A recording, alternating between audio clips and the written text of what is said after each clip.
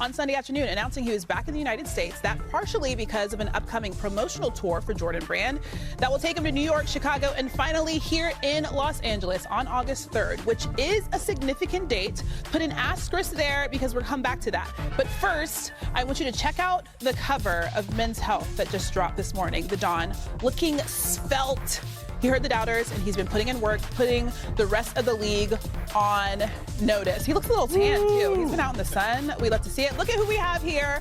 Hall of Famer Mark Spears, our NBA reporter covering all things Lakers, David McMenamin, and I am Christine Williamson filling in for Malika Andrews. The cover, Luka Doncic. He looks good.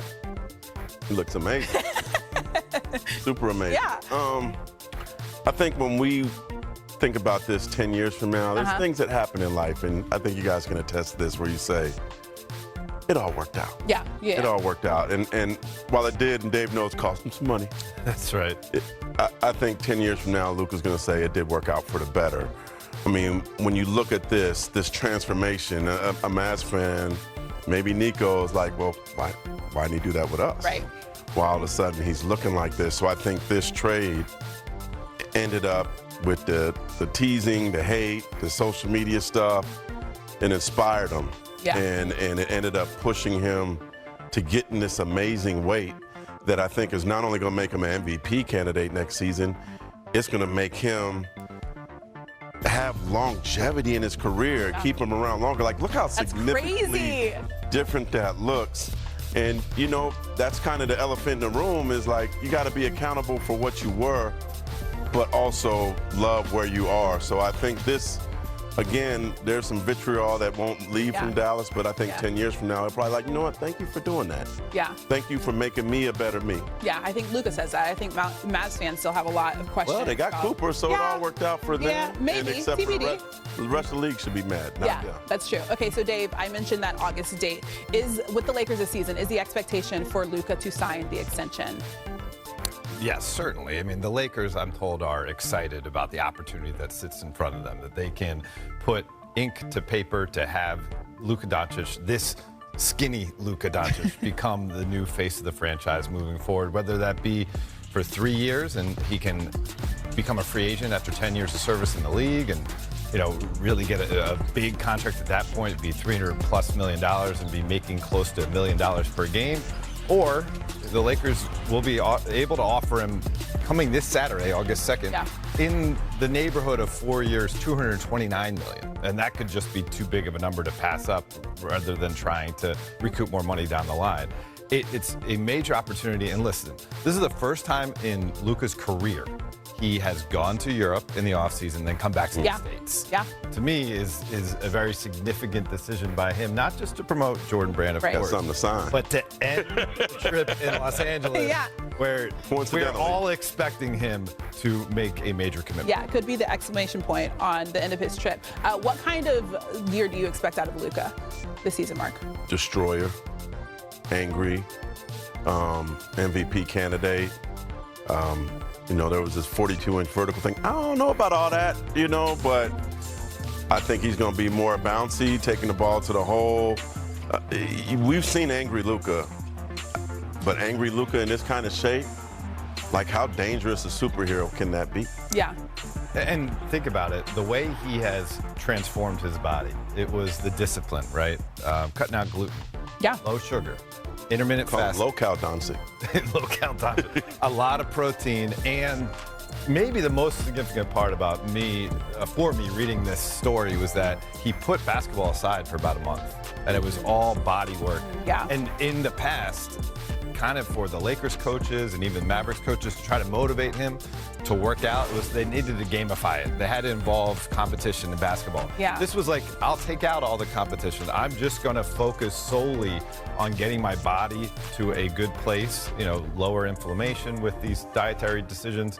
And there's going to be plenty of basketball on the back end, and I'll be better equipped for it. And so to me, that was a more mature approach for Doncic. Okay, but the biggest question for me is, it was such a quick turnaround for him to make this change. Why could they not do this for him in Dallas?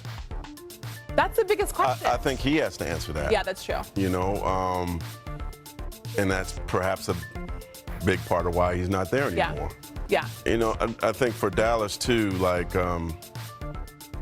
while you heard a lot of negative things, there probably is a lot of stuff that they're not saying. There's stories that I've heard that they're not saying.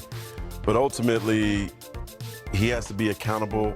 He may not have been accountable with his words, but he's accountable with his body. Yeah. Because he made the change. Yeah, yeah. You inspire me, bro. I know, you inspire us all. I'm cutting out gluten and sugar, 250 milligrams of protein. I'm going to work on that this summer. Okay, so Luka, of course, is not the only Laker grinding this offseason. LeBron James is back from vacation and let everyone know he's back in the lab. 4:49 a.m. in LA. Quote, let's get it. Year 23 coming soon. So, Dave, there have been some doubts cast on LeBron's buy-in towards the Lakers this season. What does this post tell you about what LeBron is doing?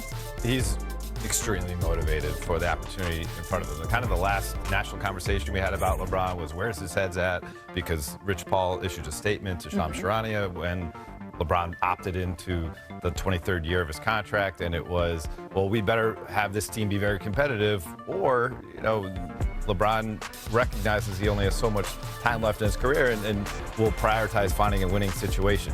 He's doing what he needs to do in order to make LA be a winning situation next year.